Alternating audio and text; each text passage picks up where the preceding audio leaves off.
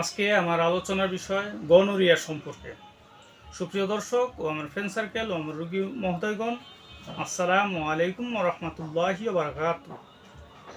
আলহামদুলিল্লাহি ওয়াহদা, আসসালাতু ওয়াসসালামু আলা নাবিয়্যা বা'দা, আম্মা বা'দ। সকল প্রশংসা সর্বশক্তিমান আল্লাহ সুবহানাহু ওয়া তাআলার জন্য, যিনি আমাদেরকে দয়া করে মায়া করে অত্যন্ত সুন্দর করে বানিয়ে এই দুনিয়াতে প্রেরণ করেছেন শুধুমাত্র তারই ইবাদতের জন্য। তাই একবার বলি আলহামদুলিল্লাহ। দুরূদ ও সালাম বর্ষিত হোক অগণিত নবী রাসূলের প্রতি ও আমাদের প্রিয় নবী হযরত মুহাম্মদ সাল্লাল্লাহু আলাইহি ওয়াসাল্লামের প্রতি, ওমা তৌফিক ইল্লা বিল্লাহ।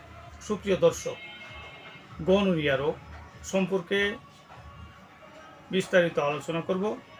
গনোরিয়া বলতে পুরুষের প্রস্রাবের রাস্তায় ভাতের মারের মতো, ঝলসা পানির মতো বা কফের মতো, অথবা ডাইরেক্ট পুজ বের হওয়া বা বীর্যপাত হওয়া, একেই সহজ বাংলায় বোঝায়।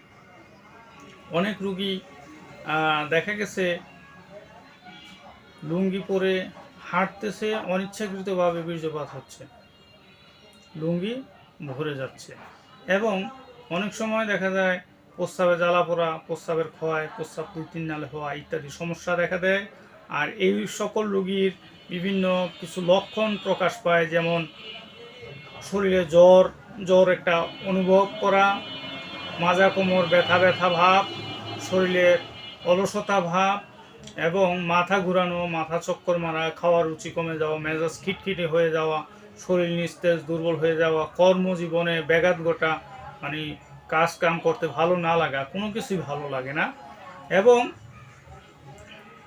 অনেক সময় যৌন দুর্বলতাও দেখা দিতে পারে এই গনোরিয়া রোগের জন্য। আর বিশেষ করে এটি শরীরের সপ্তধাতুর শেষ ধাতু, এই সিমেন্ট বের হয়ে যাওয়ার কারণে রোগী দুর্বল, নিস্তেজ হয়ে যায়, ধীরে ধীরে মারাত্মক আকার ধারণ করে। এটি জীবাণুঘটিত রোগ। বিশেষ করে এটি স্থায়ীভাবে চিকিৎসা নিতে হলে ইউনানি, আয়ুর্বেদিক এবং হার্বাল ওষুধের মাধ্যমে চিকিৎসা দিয়ে, সেবা দিয়ে এবং সুপরামর্শ দিয়ে এই রোগ সারিয়ে তোলা আল্লাহর রহমতে সম্ভব। আপনার রোগ জেনে শুনে বুঝে ওষুধ দিতে পারলে এই রোগ ইনশাল্লাহ থাকবে না। তাই আপনারাও আসুন, সেবা নিন, সুস্থ থাকুন। আমি হাকিম মোহাম্মদ রিয়াজুল ইসলাম, তিব্বিয়া হাবিবিয়া ইউনানি মেডিকেল কলেজ, ঢাকা। আমার চেম্বারের নাম রিয়াজ হার্বাল চিকিৎসা কেন্দ্র, ভুলতা শাখা।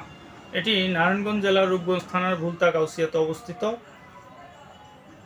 বিভিন্ন সময় বিভিন্ন প্রকার ভেষজ গাছগাছরা, লতাপাতা, ফলমূল, শিকড় বাকড় এবং বিভিন্ন প্রকার ভেষজ গাছগাছরা সমন্বয়ে বিভিন্ন আলোচনা করে থাকি, বা বিভিন্ন প্রকার রোগ ব্যাধি সম্পর্কে আলোচনা করে থাকি। তাই আমার ভিডিওটি আপনারা সাবস্ক্রাইব করার অনুরোধ রইল, এবং ভালো লাগলে লাইক, কমেন্ট এবং শেয়ার করবেন। আমার জন্য দোয়া করবেন। আল্লাহ হাফেজ।